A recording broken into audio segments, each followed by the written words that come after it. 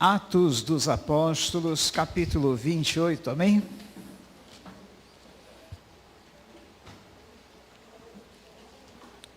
Atos 28 é o último capítulo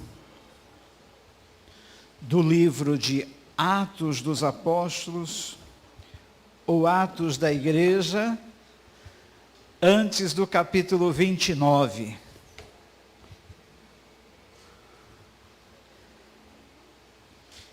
O pastor falou algo errado aí? Não. Vocês acharam o capítulo 29 de Atos? Hã? Não acharam? Não, porque somos nós que estamos escrevendo Atos 29, a igreja dos dias atuais, amém? Então, nós somos a igreja de Atos 29. Mas no capítulo 28, tem um texto bastante interessante que o Senhor colocou no meu coração para trazer nesta noite. Eu vou ler aqui no telão para ficar uniformizada a leitura, amém? Diz assim, olha: e havendo escapado, então souberam que a ilha se chamava Malta, e os bárbaros usaram conosco de não pouca humanidade, porque acendendo uma grande fogueira, nos recolheram a todos, por causa da chuva que caía, e por causa do frio. E, havendo Paulo ajuntado uma quantidade de vides, e pondo-as no fogo, uma víbora, fugindo do calor, lhe acometeu a mão.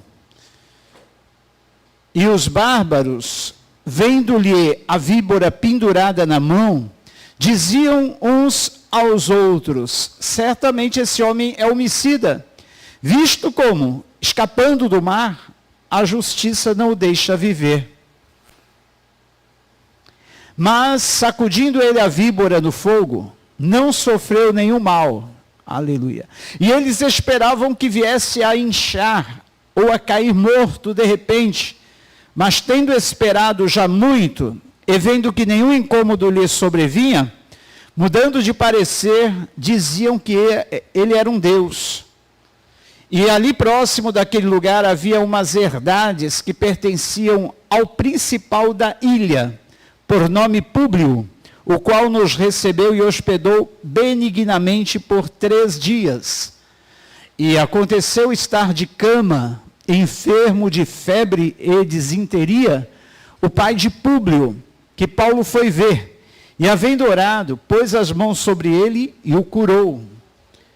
Feito, pois, isto, vieram também ter com ele os demais que na ilha tinham enfermidades e sararam, os quais nos distinguiram também com muitas honras, e havendo de navegar, nos proveram das coisas necessárias. Vamos orar?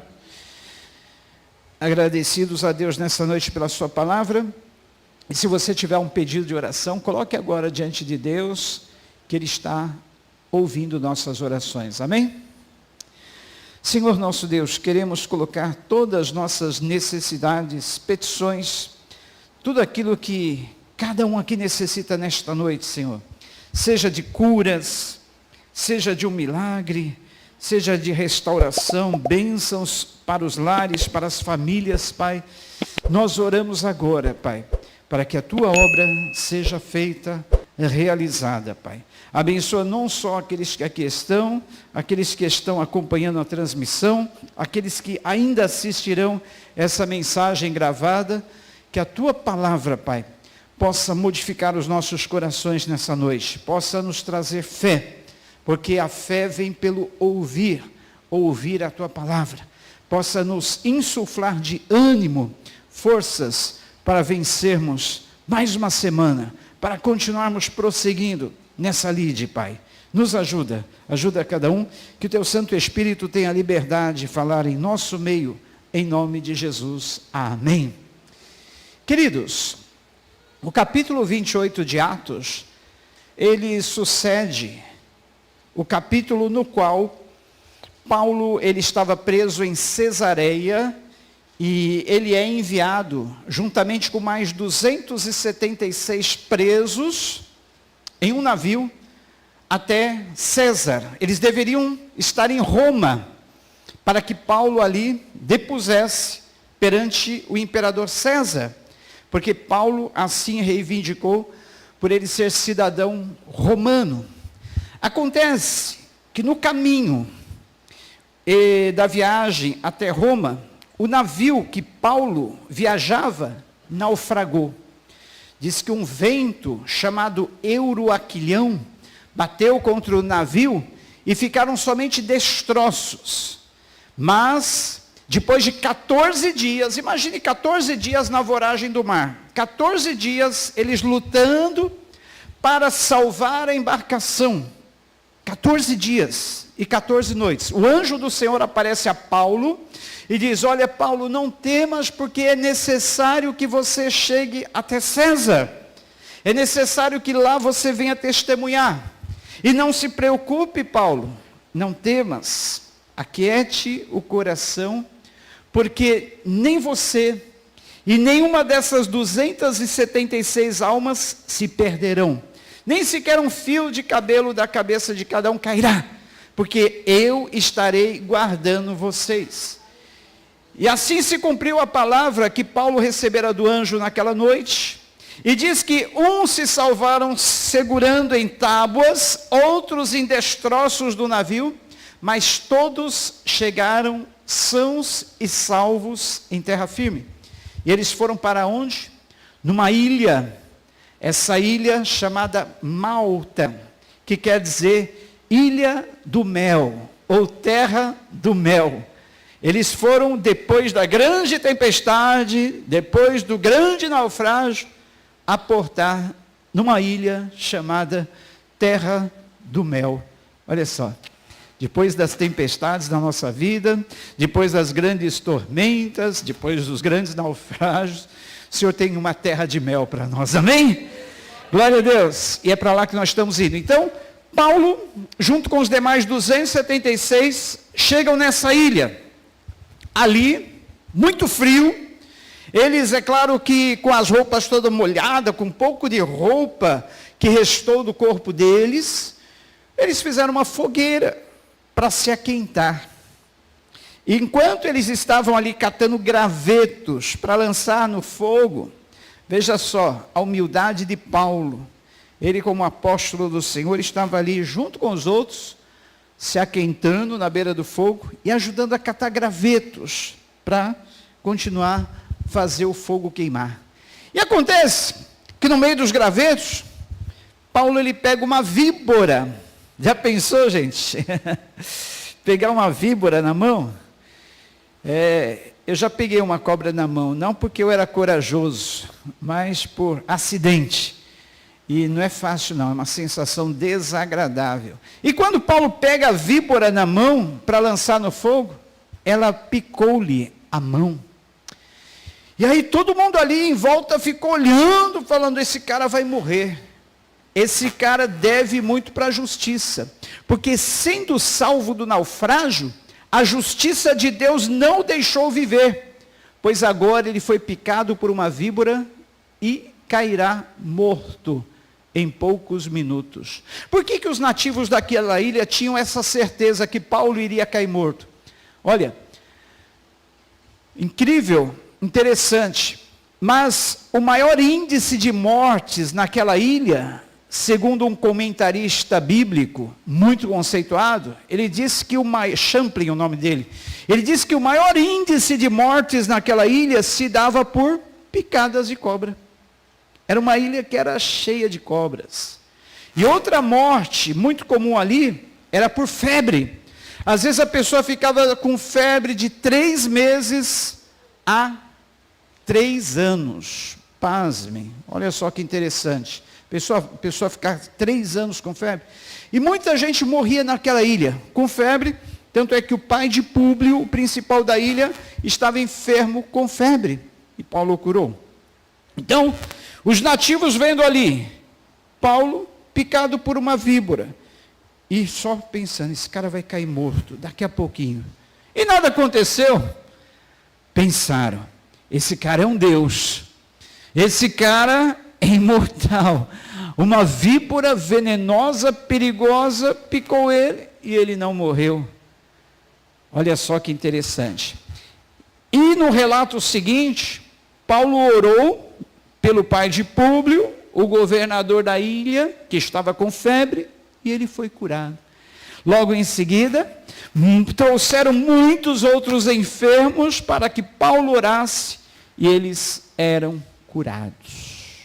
Queridos, quando Deus tem um propósito na nossa vida, aconteça o que acontecer, venham naufrágios, venham serpentes para lutar contra nós, o plano que Deus estabeleceu para a tua vida há de ser cumprido, há de ser concretizado, há de ser realizado em nome de Jesus, amém? Vocês creem nisso?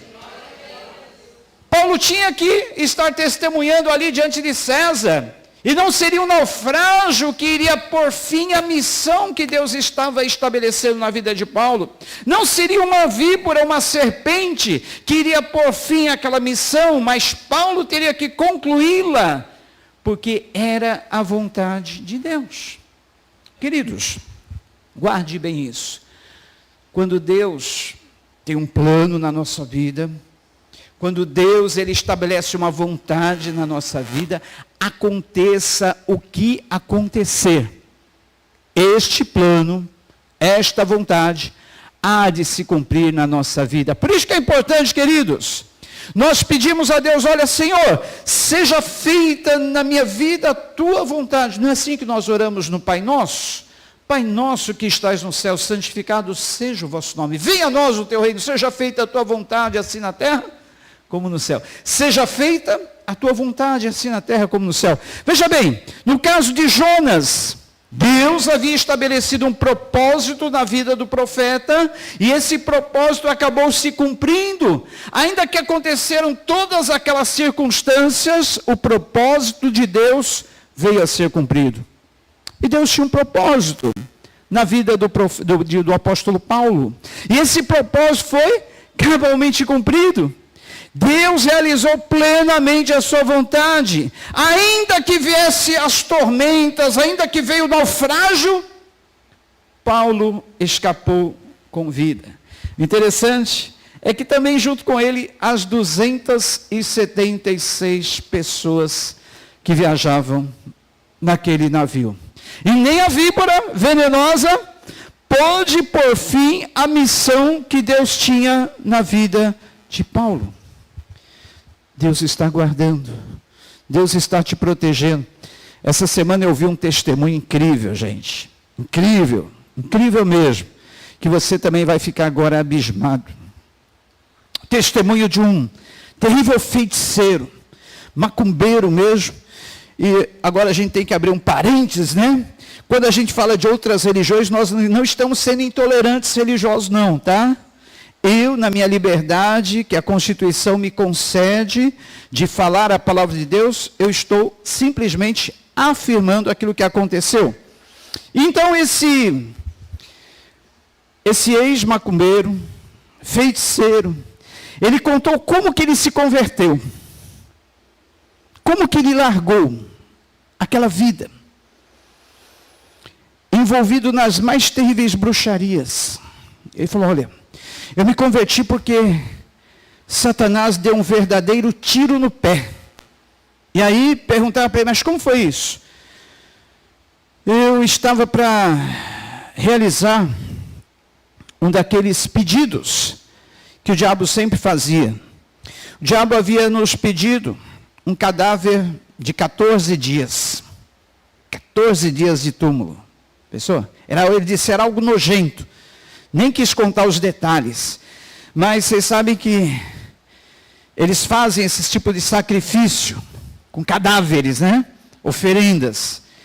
E o diabo requereu dele um corpo com 14 dias de sepultamento. Ele foi lá no cemitério. Existem já alguns cemitérios, os lugares que eles fazem esse tipo de negociação. E ele comprou aquele corpo, pagou para que houvesse sigilo, tudo mais, e o corpo tinha exatamente 14 dias que havia sido enterrado. Ele disse que era algo terrível, cheio de vermes, podridão, coisa tudo mais, cheiro horrível. E ele conseguiu. E quando ele estava de posse daquele corpo, que os coveiros ali prepararam todo o embrulho para entregar para ele, ele diz que Satanás se apresentou a ele materializado.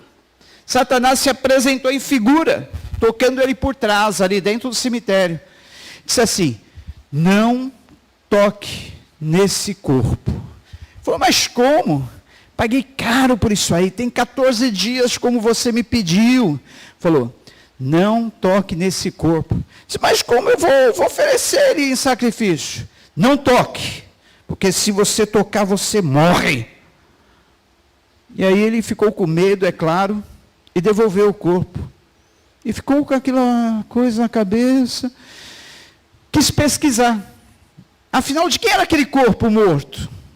E ele ficou sabendo que era de uma crente, que havia sido enterrada há 14 dias. E ele pesquisando ali sobre o nome que havia na lápide do túmulo, ele descobriu que era esposa de um pastor.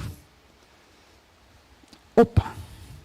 Ele ficou abismado. Peraí, por que eu não poderia tocar no corpo morto de uma crente? Aí ele pensou assim: se esse Deus cuida desses crentes depois de mortos, imagine enquanto vivos. Aleluia!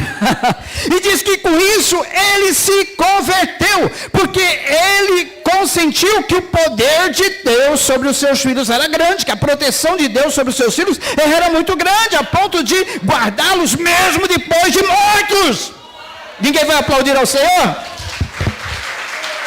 Aleluia! Aleluia! Glória a Deus! Ele está te guardando, Ele está te protegendo.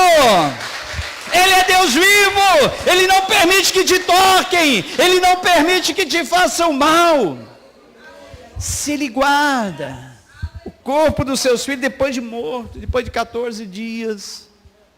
Imagine como Ele está guardando você agora. Nada Ele permitirá contra a tua vida. Ainda que venham as serpentes, as víboras, Ele te guarda. A promessa do Senhor Jesus Cristo foi: pegarão em serpentes e dano nenhum lhes causará. Se beberem algo mortífero, não lhes causará dano. Gente, isso é para nós crermos que o poder de Deus é real. Esse Deus é real, esse Deus existe. Para o diabo aparecer materializado para aquele macumbeiro, dizer: olha, não toque nesse corpo, senão você morre. Ah, gente, é porque você tem um Deus vivo junto com você. Você tem um Deus poderoso, que está atento, te guardando como a menina dos olhos. Nada vai te acontecer. Ele diz na sua palavra: não temas, não temas, não temas, não temas, 366 vezes na tua palavra. Para quê? Para que a cada dia você saiba que Ele está te guardando. Não temas, eu te chamei pelo meu nome, eu te resgatei, eu te chamei, eu te remi. Eu dei nações em resgate por ti. Quando passares pelas águas, não te submergirás. Quando passares pelo fogo, não te queimarás, nem a chama arderá em ti, porque eu sou o Senhor, o seu Redentor. Eu sou aquele que te guia, eu sou aquele que te sustenta, que te toma pela tua destra e te diz: não temas, porque eu te ajudo. Não temas, porque eu estou contigo. Queridos, ainda que nós venhamos atravessar períodos difíceis, períodos sombrios, períodos de verdadeiras tempestades, Olha, ainda que venhamos, nem que tenhamos que ser salvos segurando aos destroços da nossa fé, chegaremos ao porto, destino que o Senhor tem para nós. Veja bem, aqueles sobreviventes do naufrágio, uns chegaram nadando. Quem podia nadar, nadou. Quem não podia, se seguraram em destroços, pedaços do navio. Mas chegaram. 276 pessoas, simplesmente porque Deus havia feito uma promessa ao seu servo Paulo, que nenhuma daquelas vidas se perderiam, nem sequer um fio de cabelo de suas cabeças cairiam.